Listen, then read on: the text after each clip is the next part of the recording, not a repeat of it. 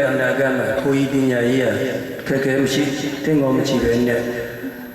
တို့ရပန်းနိုင်တော့ခက်ခဲမရှိအောင်မြင်စွာကြော်ဖြတ်နိုင်ပြီးတော့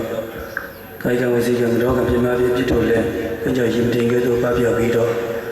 စိတ်ချမ်းသာခြင်းကိုကြီးချမ်းသာခြင်းပြည့်စုံပြီးတော့ဒါမဲ့အနာဂတ်ပိုင်းလို့အေးချမ်းသာရှောင်းလန်းနိုင်ပါစေလို့ရဲ့သူ့မမောင်ပြလိုက်ပါတယ်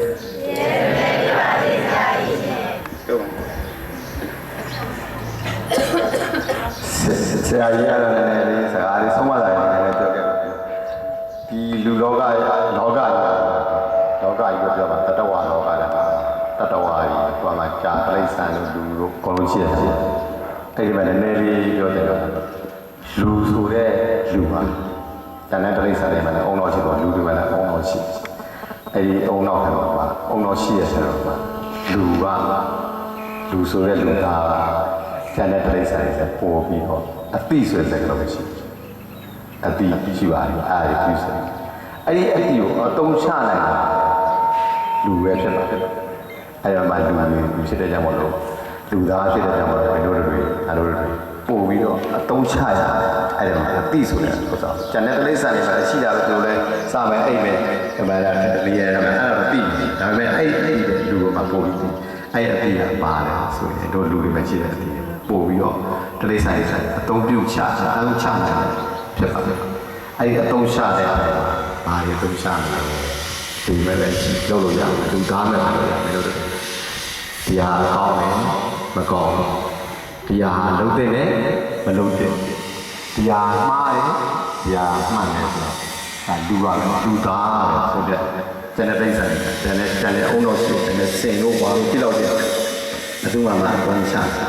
ကြောင့်လူသားတွေဘယ်လိုလုပ်လဲလူသားတွေကလူသားဆိုတောင်းတာပို့ပြီးတော့သိရကျောင်းသားအလုပ်ကျောင်းသားအလုပ်အဲ့တော့ကျောင်းသားအလုပ်ကျောင်းသားလို့လုပ်တယ်လို့ရတဲ့အလုပ်တွေလုပ်မယ်ဆိုရင်ဘယ်လိုဖြစ်သွားမလဲအခုကိုမှားလားစဉ်းစားပြီးတရားချက်နဲ့လောက်ပါကျောင်းသားအလုပ်ကျောင်းသားတော့ပြောတယ်တော့ဒါဆက်ပြတဲ့မှာကျောင်းသားလုပ်တယ်ဘာလို့လဲဆိုတော့ကိုသိပါတယ်နော်ကျောင်းသားအလုပ်တော့ဒါတွဲတွေပါဆိုဒါဆက်ရောတွဲရောက်နေတယ်အောက်ကငယ်ရောနော်တွဲကြရင်ဘာပြုလဲအဲ့မှာကိုပါကိုယ့်ရဲ့ကြီးလိုက်တယ်ကျတော့ဆက်ငယ်ကတော့ကြည့်ယူတယ်ဟိုရိုးချင်စားကလေးတွေကအခုလေးကိုပြောပြရင်လည်းအဲ့ဒါတော့ဘာလဲတကယ်ဖြစ်စီတကယ်လုံးဟုတ်ဖြစ်ရတယ်မှတ်တာနော်တကယ်ဖြစ်စီလဲဆိုရင်ဘာလို့လဲတကယ်လုံးဟုတ်ဖြစ်ရတယ်အကိုအိုက်ရတယ်တော့ဒီစာချက်နဲ့မှတ်တာပါအဲ့ကပြောရမှာလည်းစုပေးရမယ်ကျွန်တော်တာတို့သမီးတို့ကတော့ဖလောပါလို့ပြောဆရာတို့ဆရာကြီးတို့ကလည်းအကုန်လုံးကဖလောပါတဲ့ဆရာကြီးဆရာမကြီးကိုမှလည်းကျွန်တော်အစောလို့စေတနာအမားနဲ့ပြောမှဆိုမှရှိခဲ့ရင်လည်းတာတို့သမီးတို့ဘက်ကပြန်ပြီးတော့ဗာလဲဖလောစေချင်ပါတယ်လို့ပြောရင်ပဲဆိုင်စုရမယ်အဲ့ကြတော့မိမိတို့လူရဲ့ဆန္ဒတလုံးတဝရတယ်နော်ပြည့်စုံကြရပါစေ